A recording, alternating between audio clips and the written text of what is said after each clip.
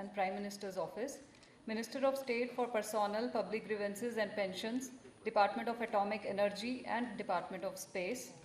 Sir is a respected parliamentarian and an institution built the Indian Administrative Service from Rajasthan cadre. I request you, sir, to formally welcome the chief guest. A special session on administrative innovations of government of Jammu Kashmir.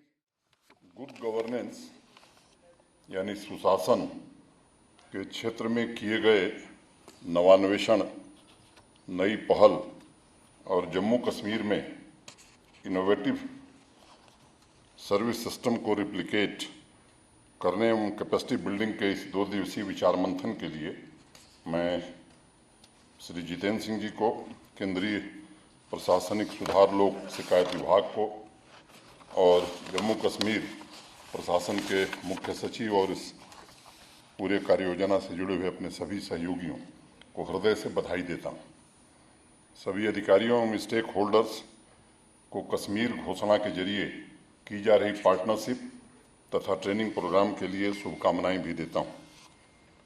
मुझे लगता है कि अगर हम good governance शब्द को खोजने की शुरुआत करेंगे तो पहली बार 1992 में इसका जिक्र हुआ वर्ल्ड बैंक की रिपोर्ट में, और उसके जो 8 मुख्य सिद्धांत उस समय तय हुए, जन भागीदारी पहला था, आम सहमति दूसरी थी, जवाबदेही तीसरी थी, पारदर्शिता, उत्तरदायी प्रभावी, कुशल न्याय संगत और समावेशी शासन प्रक्रिया, ये पैरामीटर उन्होंने तय किए। सरकारी संस्थाएं, योजना, विभिन्न कार्यक्रम, समाज कल्याण की गतिविधियां, यह सभी प्रयास प्रभावशाली तरीके से अपनी भूमिका तभी निभा सकते हैं जब कतार में खड़े आखिरी व्यक्ति तक उसकी जरूरत के मुताबिक लाभ पहुंचे और आवाम यह भी देख सके कि जिन कार्यों के लिए रुपया दिया जा रहा है वह रुपया उन्हीं कार्यों पर खर्च हो रहा है या नहीं हो रहा है, जिसका जिक्र अभी हमारे चीफ सेक्रेटरी अरुण मेहता जी ने किया। और आज मैं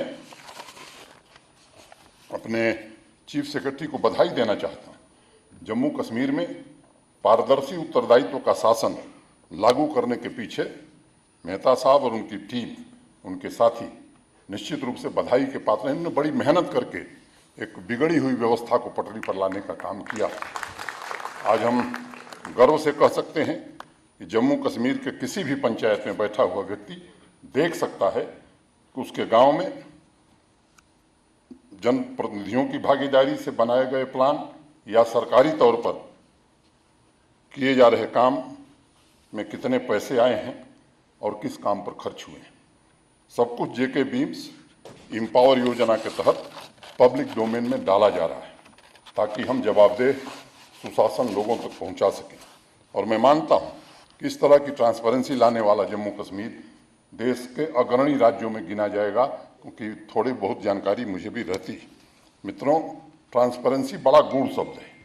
इतिहासकार कहेंगे कि साहब यह तो 15वीं शताब्दी में अंग्रेजी भाषा में आया, लेकिन मुझे लगता है कि गुड गवर्नेंस के लिए अगर ऐतिहासिक तथ्यों की ओर हम जाएंगे तो चाणक्य ने अर्थशास्त्र में इसका जिक्र 4वीं शताब्दी ईसा पूर्व ही किया था और कहा था कि राजा की जनता के प्रति जिम्मेदारियों को समझाते हुए चाणक्य ने लिखा कि स्वयं जाकर उनकी जरूरतों के बारे में जानना, उसके लिए कार्य योजना बनाना तथा उसकी खुद निगरानी करना, यही सुशासन है।